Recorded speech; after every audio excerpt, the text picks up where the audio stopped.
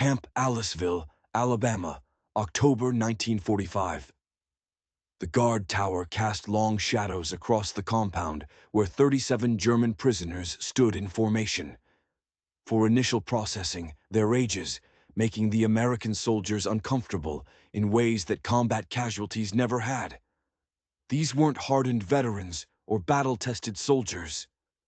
They were boys, 14 to 17 years old, conscripted during the regime, as its desperate final months when the draft age had dropped to children and the elderly, because everyone else was already dead or captured or had deserted. They stood rigid faces, carefully blank bodies tense, with a particular vigilance of children who had learned that showing emotion invited punishment. When the processing officer told them through a translator that they would receive adequate food and medical care, that the camp had recreational facilities they could use. One boy, 15-year-old Peter Hoffman from Hamburg, raised his hand and asked in careful, frightened German, "Are we allowed to smile here?" Peter Hoffman had been 12 when the war started, old enough to understand that something significant was happening, but too young to grasp the full implications of what Germany had unleashed upon Europe and the world. He had watched his older brother march away in uniform, had heard his father, too old for combat service, talk about duty and sacrifice, and the regime says promises of inevitable victory.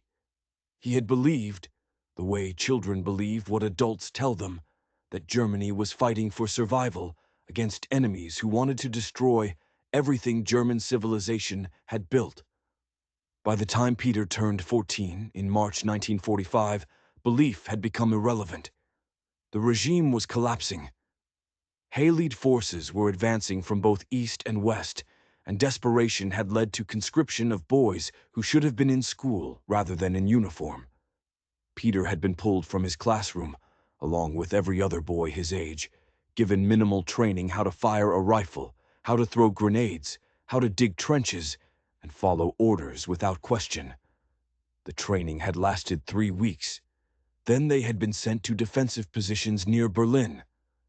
Children ordered to stop armies that had already proven themselves unstoppable. The other boys in Peter's unit had ranged from 13 to 16.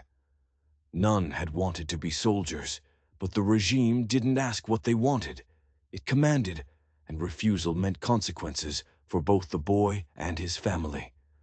So they had fought, or tried to fight, in chaotic final weeks, when German lines were collapsing, and when survival required more luck than skill or training. Peter had seen boys die, not abstractly, not as statistics, but personally friends from school and neighborhood bleeding out in trenches, crying for others who couldn't help them, dying afraid and in pain, and far too young. The images were seared into his memory in ways that would never completely fade. Trauma that would shape his entire life, despite his youth, or perhaps because of it. The capture had come in late April, just days before Germany's official surrender. Soviet forces had overrun their position, and Peter and 36 other boys had been taken prisoner, along with a handful of adult soldiers who had been supervising their unit. The Soviets had been rough, but not cruel, had seemed almost embarrassed to be taking children, as prisoners had processed them quickly and sent them west toward American-controlled territory as part of prisoner exchanges that were beginning as the war wound toward its conclusion. The transfer to American custody had happened in early May, in the chaos immediately following Germany's surrender. American officers had examined the boys with expressions that mixed pity and anger. Pity for children who had been forced into military service. Anger at the regime that had conscripted them. One American captain had said something in English that the translator had rendered as, "What kind of system sends children to die? These boys should be in school, not in prison camps." But prison camp was where they ended up, because they were technically prisoners of war, even if they were also children. And because American military bureaucracy required processing and holding all captured German personnel until repatriation systems could be established. The boys had been transported across the Atlantic in late summer, along with thousands of adult prisoners, arriving in the United States in September for distribution to various camps. Camp Aliceville was designated as a facility for low security. Prisoners men captured late in the war, those with no connections to regime leadership, those deemed unlikely to cause problems during captivity. The 37 boys were assigned there because they clearly posed no security threat, and because the camp commander, Colonel Henderson, had specifically requested the transfer after learning that children were being held in facilities designed for adult soldiers. Henderson had children of his own, understood that teenagers required different treatment than adult prisoners, wanted to ensure that American captivity didn't compound the trauma that conscription and combat had already inflicted. He had ordered his staff to treat the boys with particular care, to remember they were children despite their prisoner status, to provide support and stability rather than just basic custody. But the boys didn't know any of this as they stood in formation during initial processing. They knew only what their experience had taught them: that adults in authority were dangerous, that showing weakness invited punishment, that survival required maintaining vigilant weariness and suppressing whole emotion that might be interpreted as defiance or disrespect. They had learned to hide behind blank expressions and rigid obedience to become invisible in ways that might protect them from notice by those who had power over them. The processing proceeded methodically. American soldiers photographed the boys, fingerprinted them, assigned them prisoner numbers, conducted medical examinations that revealed malnutrition and untreated injuries and the physical toll of months in combat conditions. The American medical staff worked gently, tried to be reassuring, but the boys remained tense, expecting pain, expecting cruelty, expecting the treatment to shift from careful to harsh once the initial assessment was complete. Then, Colonel Henderson addressed them directly, speaking through a German-speaking chaplain who translated. The colonel's tone was measured calm, deliberately non-threatening. He explained camp rules, described daily routines, outlined work assignments that would be light given their ages. He emphasized that they would receive adequate food, medical care, educational opportunities. He said they were safe now, that American captivity would not be harsh, that the goal was to keep them healthy and supported until repatriation could return them to their families. The boys listened without expression. They had heard adults make promises before, had learned that what authorities said often bore little relationship to what they actually did. The careful blankness remained, protective shield against disappointment and danger. Mask that had become almost permanent, during months when showing emotion meant vulnerability. Then Peter raised his hand, a gesture so deeply ingrained by years of school training that it surfaced despite everything else he had learned about staying silent and invisible. The colonel acknowledged him, and Peter asked in German that the chaplain translated to English. "Are we allowed to smile here? If we feel happy about something, is that permitted, or will we be punished for appearing insufficiently serious?" The question hung in the humid Alabama air. The American soldiers went very quiet, processing what the question revealed: that these boys had been so thoroughly conditioned by the regime that they didn't know if displaying happiness was safe, that they expected punishment for emotional expression, that smiling had become something that required permission rather than being natural human response to joy or pleasure. Colonel Henderson's face showed controlled anger, not at the boys, but at the system that had shaped them to ask such questions. He responded carefully, his words translated by the chaplain, who seemed to be struggling with his own emotions. "You are not only allowed to smile, you are encouraged to smile. You're children, and children should be happy when circumstances permit happiness. If something makes you happy, or amuses you, or brings you joy, you should feel free to express that. No one here will punish you for smiling or laughing or showing emotion. That's not how we treat prisoners, and it's especially not how we treat children." The boys remained motionless, clearly not believing what they had heard, waiting for the qualification or exception or punishment that would reveal the promise as trap or trick. The weariness couldn't fade that quickly after months of conditioning and trauma. But a seed had been planted, possibility that captivity might be different from what they had experienced. Hope that was too fragile yet to fully acknowledge, but was present nonetheless. The boys were housed in their own barracks, separate from adult prisoners, with their own designated areas and schedules designed to accommodate their age and in particular needs of traumatized adolescents. The American guards assigned to their section were specifically selected men who had children who had expressed willingness to work with young prisoners who understood that these boys required patience and gentleness rather than military discipline. Sergeant Miller, who supervised the boys section, was a father of 3 from Georgia. He had sons close to Peter's age, couldn't look at the German boys without seeing his own children approach the assignment with combination of professional duty and parental instinct that shaped how he interacted with prisoners who were technically enemies, but were obviously children first and soldiers only through accident of geography and timing. The first meals were revealing. The mess hall served adequate food, nothing elaborate, but sufficient in quantity and variety to represent proper nutrition. The boys ate with a particular intensity of people who had experienced hunger, cleaned their plates completely, showed surprise when seconds were available. But they ate in silence, mechanically, faces showing no pleasure, even when food tasted good. Miller noticed and was disturbed.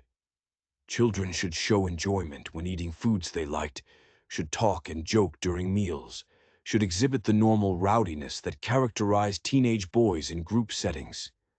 The unnatural silence suggested deeper conditioning than he had initially understood, damage that went beyond physical malnutrition to psychological harm that would require time and safety to heal. After dinner the first evening, Miller approached Peter, who seemed to be informal leader among the boys, the one others looked to for guidance and reassurance. He spoke through the translator, asking how Peter had liked the meal, whether the food was acceptable, if there were things the boys needed that weren't being provided. "The food is good," Peter said carefully in broken English. He had learned in school before conscription interrupted his education. "Very good. Much better than what we had before. Thank you." The response was polite but cautious. Miller pressed gently. "So, you enjoyed the meal? It made you happy to have enough food?" Peter considered, clearly calculating what answer was safest. Then he said, "We are grateful for the food. We know we are prisoners and do not deserve such good treatment. We will work hard to earn what we receive." The answer broke Miller's heart. These boys had been taught they didn't deserve adequate food, that receiving basic necessities created obligation to work until exhaustion. That gratitude meant suppressing any expression of simple enjoyment. The conditioning was comprehensive, had replaced natural childhood responses with careful political correctness that prioritized regime ideology over human feeling. Miller tried to explain, "You don't have to earn food. Food is provided because humans need to eat. You're children, and children deserve to be fed properly, regardless of their status, and you're allowed to enjoy food without guilt. If something tastes good, you can smile about it. You can tell us you liked it. That's not disrespectful. That's just being human." Peter nodded, but his expression suggested he didn't believe what he was hearing. The promises sounded too good to be true, seemed like setup for later disappointment or punishment. The weariness remained, protective shield that couldn't be lowered based on mere words, no matter how sincerely delivered.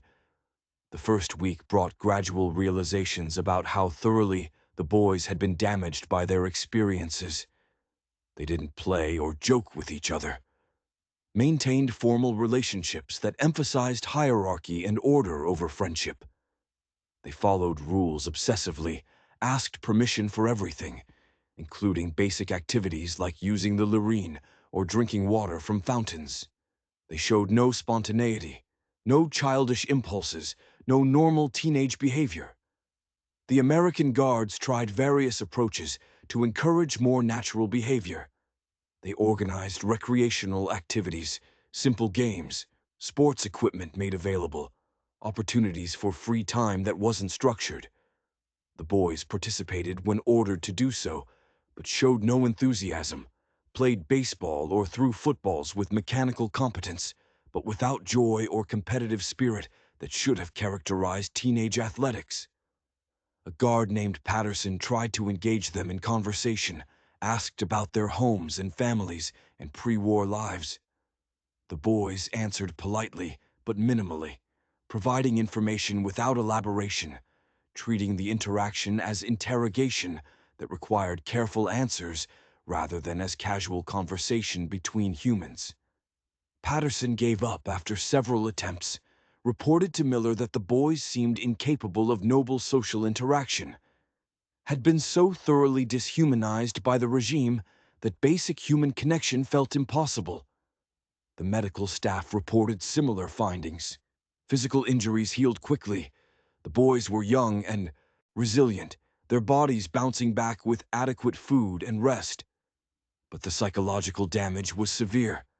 They showed symptoms of trauma that the American doctors had seen in combat, veterans' hypervigilance, difficulty sleeping, exaggerated startle responses. They had nightmares that woke the barracks, panic attacks triggered by loud noises or unexpected movements, dissociative states where they seemed to disconnect from present reality. A camp psychiatrist, Major Thompson, examined several boys, including Peter. His assessment was grim. These children have been systematically traumatized. They've experienced combat trauma, yes, but also something more insidious, ideological conditioning that has taught them to suppress normal human emotion and response. They don't trust adults, don't trust authority, don't even seem to trust themselves to have feelings without permission. The recovery will take months, maybe years, and require safe environment where they can gradually learn that showing emotion won't be punished. Colonel Henderson called a meeting with all staff who worked with the boys. He was blunt. These children are our responsibility. They didn't choose to be soldiers, didn't choose to fight for that regime, didn't choose the trauma they've experienced.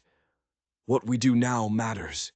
Whether we compound their damage through institutional indifference or help them heal through deliberate care and patience, I want every staff member working with these boys to remember their children first. Treat them accordingly. Give them permission to be kids again.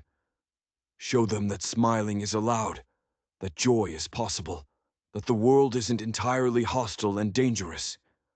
The breakthrough came in the third week during an ordinary afternoon when several boys were working in the camp garden, a therapeutic work assignment that the psychiatrist had recommended because gardening was peaceful and productive and didn't trigger combat-related trauma the way some other activities might. Peter was weeding alongside two other boys, Friedrich and Hans, working in companionable silence that had become their normal mode. A rabbit appeared at the garden's edge, small cottontail that was apparently living in burrow somewhere nearby. It sat in the late afternoon sun, washing its face with its paws, completely unconcerned with the human activity just feet away. Friedrich noticed the rabbit first, stopped weeding, watched the animal with expression that slowly transformed from blank weariness to something approaching wonder. Then he smiled, small movement of facial muscles that looked unpracticed, as if he had forgotten how smiling felt. He pointed at the rabbit, said to the others in German, "Look, it's not afraid of us." Hans looked and he smiled, to same small, unpracticed expression that suggested emotional muscles awakening after long disuse. Peter looked last, saw the rabbit, felt something shift inside himself. The rabbit was just being a rabbit cleaning itself, existing without fear or hostility, representing simple animal innocence in a setting that had seemed entirely dominated by human complexity and trauma.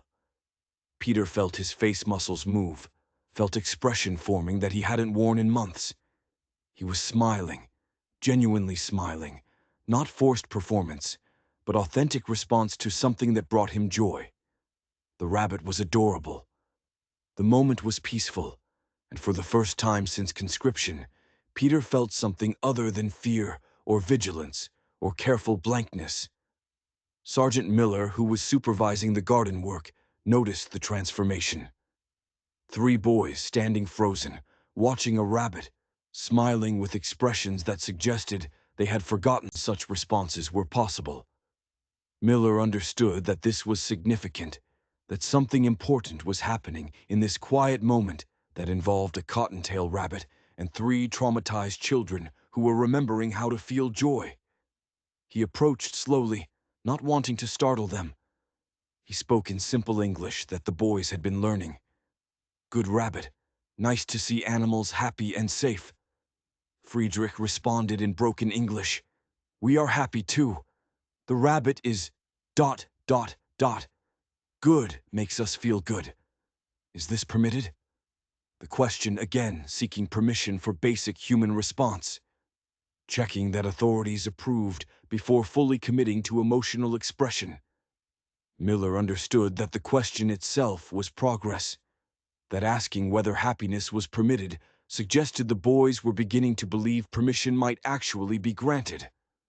"Yes," Miller said firmly. "Being happy is always permitted, especially about rabbits. Rabbits are for everyone to enjoy." The boys smiled more openly then, losing some of the carefulness that had characterized their earlier expression. They watched the rabbit until it hopped away, then returned to their weeding with slightly less mechanical precision, occasionally exchanging comments about the rabbit and other things they noticed in the garden. Butterflies, birds, the way late afternoon light made shadows long and golden. That evening, during recreation time, Miller noticed the boys talking more among themselves, showing fragments of normal teenage social interaction. Not completely natural yet, they still asked permission, before doing basic things still showed the hypervigilance that trauma had instilled, but less rigidly controlled. More willing to express preferences and opinions and minor disagreements that healthy social groups needed for natural function. Peter approached Miller during the evening, asked in his improving English, "Tomorrow, may we see the rabbit again? May we bring vegetables to feed it if we work hard in the garden?" The question revealed so much progress that Peter was planning for tomorrow rather than just surviving today, that he wanted to nurture something rather than just complete assigned tasks, that he was beginning to imagine activities. They brought joy rather than just fulfilling obligations to avoid punishment. Miller felt tears threatening, covered by clearing his throat and nodding firmly. "Yes," he said, "you can see the rabbit whenever it appears.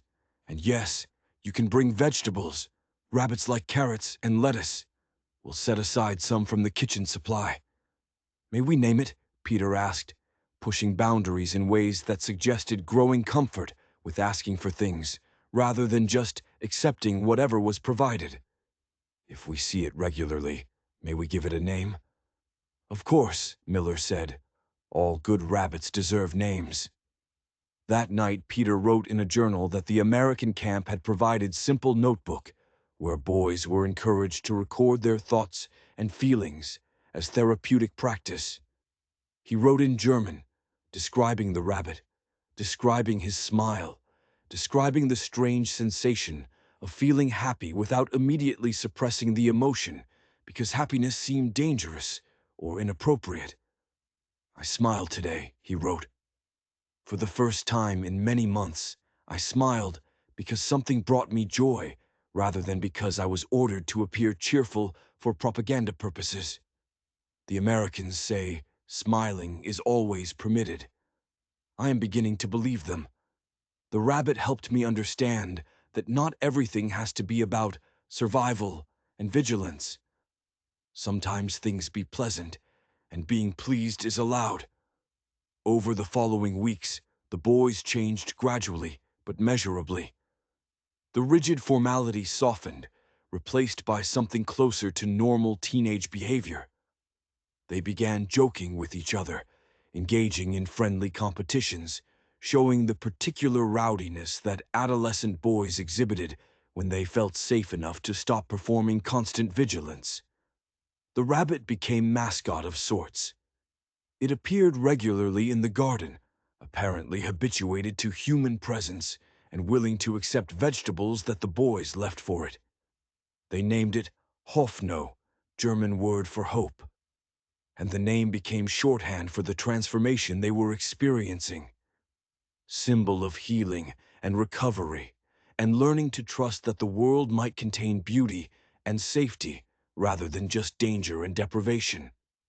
The American guards noticed the changes, reported to Colonel Henderson that the boys were becoming more responsive, more willing to engage in normal activities, more capable of expressing emotion without constantly checking whether authorities approved. Henderson ordered expansion of recreational and educational programs, wanted to accelerate the healing by providing more opportunities for normal childhood experiences that conscription and combat had interrupted. The camp organized school classes specifically for the boys. Not political re-education exactly, though. That was part of American policy for German prisoners, but basic academic instruction that would help them reintegrate into society when repatriation eventually occurred. Mathematics, science, English language, history, taught from perspectives that differed from regime ideology they had been raised with. The boys attended eagerly, hungry for learning that wasn't propaganda, grateful for intellectual stimulation after months when survival had been their only focus. Peter excelled in the classes, particularly in English. He had always been a good student before conscription interrupted his education, discovered that learning came easily when he wasn't simultaneously traumatized and terrified. The American teachers praised his progress, encouraged his curiosity, treated him like promising student rather than like enemy prisoner, and Peter felt himself beginning to imagine futures beyond just surviving captivity and repatriation. Friedrich discovered aptitude for art. One of the guards brought pencils and paper, offered to teach basic drawing techniques to any prisoners who were interested. Friedrich produced sketches that showed real talent, detailed drawings of the rabbit, landscapes from memory of German countryside, portraits of other boys that captured personality through subtle details of expression and posture. The guard, who was an amateur artist himself, praised Friedrich's work, encouraged development of skills that could become profession if Friedrich chose to pursue art after the war. Hans learned to play guitar. An American guard who played music offered lessons, and Hans showed natural musical aptitude that surprised everyone, including himself. He learned simple songs quickly, progressed to more complex pieces with practice, discovered that music provided emotional expression that words often failed to capture. The other boys gathered in evenings to listen when Hans practiced, finding comfort in melodies that connected them to normal life and peaceful emotions. The transformation wasn't linear or complete. The boy still had nightmares, still showed trauma responses when triggered by unexpected stimuli, still sometimes reverted to the rigid formality that months of conditioning had instilled. But the trajectory was positive, moving toward healing rather than remaining stuck in damage, suggesting that with time and continued support, they might recover most of what the regime had stolen from their childhoods. Christmas brought special recognition of how much had changed. The camp organized celebration with religious services, special meals, small gifts from Red Cross packages. The boys participated enthusiastically, showed genuine excitement about festivities that previous Christmas had been dominated by combat and fear. They sang carols in German, made decorations for their barracks, engaged in gift exchanges where they gave each other small handmade items that represented friendship rather than just fulfilling social obligations. On Christmas Eve, Peter stood before the group and spoke, not asking permission, not checking whether his words would be acceptable, but simply expressing what he felt. He spoke in German, which one of the guards translated for the American staff who were present. We came here expecting punishment. We thought American captivity would be harsh, that we would be treated as we had been taught to expect enemies would treat us. Instead, you have shown us kindness. You have fed us, cared for our health, given us opportunities to learn and heal. Most importantly, you taught us that we are allowed to smile, that showing happiness is not weakness or defiance, but is simply being human. Hoffnung, the rabbit taught us this first, but you reinforce the lesson every day through how you treated us.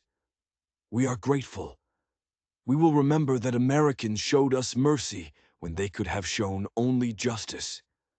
Thank you. Several American guards were crying by the time the translation finished. Colonel Henderson, who was rarely emotional in front of his men, had tears on his face that he didn't bother hiding. The boys' transformation from traumatized child soldiers who asked permission to smile to young men capable of expressing gratitude and joy represented success at something more important than just efficient camp management. It represented healing, humanity prevailing over ideology, proof that compassion could accomplish what punishment never could. Spring 1946 brought news of repatriation schedules. The war had been over for nearly a year. Germany was under occupation, and systems were being established for returning prisoners to whatever remained of their homes and families. The boys would return in a group, would be processed through displacement camps, would eventually make their way to families if those families had survived, or to orphanages and foster systems if they were now alone. The prospect of return brought mixed emotions. The boys wanted to go home, wanted to reunite with families they hadn't seen in a year or more, but they also feared what they would find.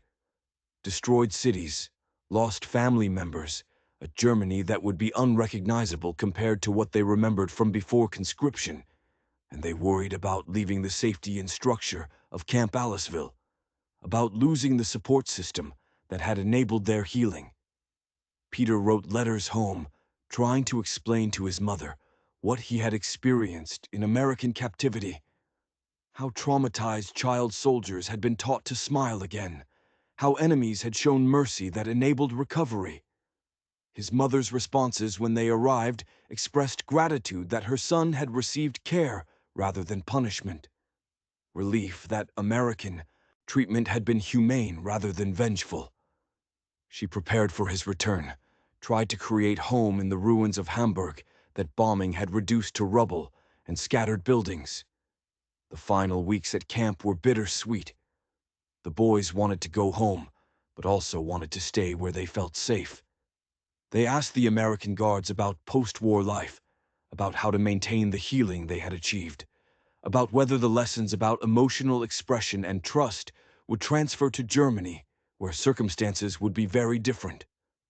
Sergeant Miller spent extra time with Peter, offering advice about adjusting to civilian life, about processing trauma, about maintaining hope when surroundings might encourage despair. He gave Peter his address in Georgia, told him to write if he needed support or just wanted to share his experiences with someone who understood what he had been through. The gesture was personal rather than professional, guard forming genuine connection with prisoner, who was also child needing continued mentorship. The departure came in April 1946. The boys boarded transport trucks that would take them to processing centers, then to ships, then to Germany, and uncertain futures. They looked back at camp, Aliceville, as trucks pulled away, seeing the compound that had been prison, but had also been sanctuary place where traumatized children had learned to be children again, despite everything that had tried to destroy them. Peter carried with him several items: his journal documenting recovery, Friedrich's drawing of Hoffnung the rabbit, the address of Sergeant Miller, who had shown him that authority figures could be protective rather than destructive. He carried memories of smiling without fear, of learning that happiness was permitted, of discovering that humans could choose compassion even toward enemies who were technically responsible for prolonged and devastating war. The return to Germany was difficult. Hamburg was ruins. His family's apartment was destroyed. His father had not survived the war's final months, but his mother was alive. His younger sister had survived, and they created new home in displacement camp while waiting for permanent housing to become available through reconstruction efforts. Peter used what he had learned at Camp Ballasville. When he felt happy about something, he smiled. When his sister was sad, he encouraged her to express her emotions rather than hiding them. When adults in authority tried to enforce rigid ideological conformity, even in post-war Germany, where ideology had supposedly been rejected, Peter quietly resisted, maintained humanity that American captivity had helped him recover. He corresponded with Sergeant Miller for years, letters crossing the Atlantic regularly, sharing progress and setbacks, maintaining connection that had been formed in Alabama prison camp and persisted through all the changes that post-war years brought. Miller became unofficial guardian of sorts, providing advice and support and reminder that Peter was worthy of care and that his healing mattered. Peter Hoffman lived long life, became teacher, and later school administrator in post-war Germany, dedicated his career to ensuring that children received education that valued emotional health and critical thinking over ideological conformity. He told his story when appropriate about being child soldier, about American captivity, about learning to smile again after months of being taught that showing emotion was dangerous. He kept Friedrich's drawing of Hoffnung the rabbit, framed it, hung it in his office where students could see it and ask about its meaning. He used the drawing as teaching tool, explaining that recovery was possible even after severe trauma, that humans could help each other heal through patience and compassion, that sometimes the path back to humanity began with simple question: are we allowed to smile?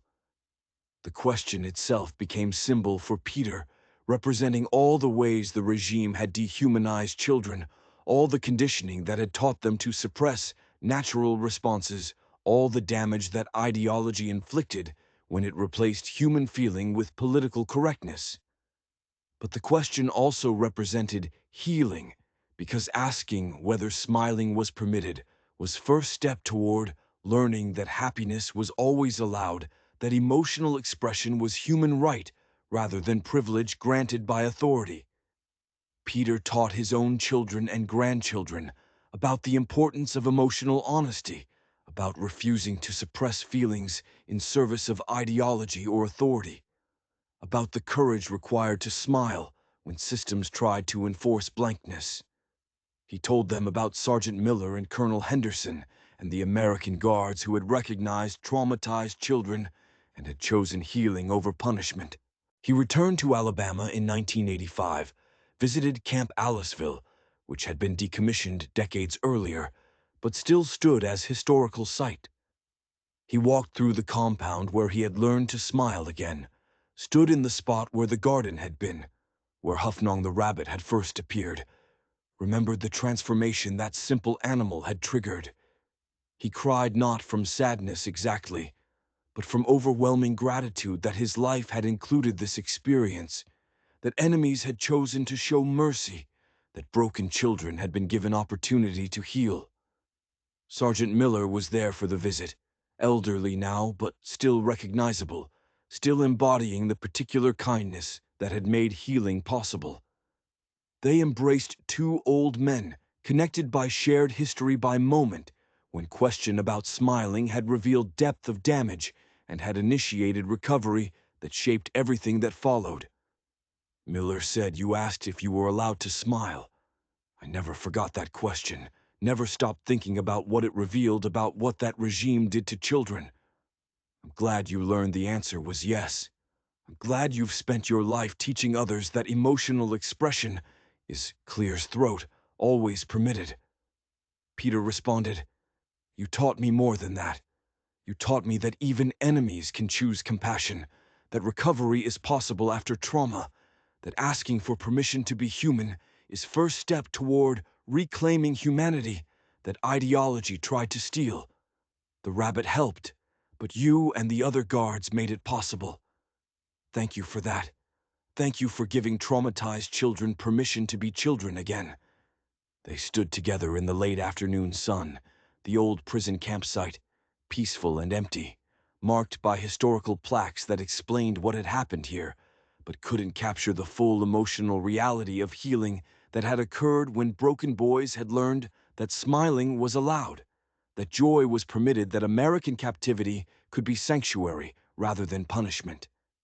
Peter Hoffman died in 2003, surrounded by family, at peace with his complicated history, and grateful for the unexpected mercy that had saved him when he was 15, and afraid and convinced that happiness was forbidden.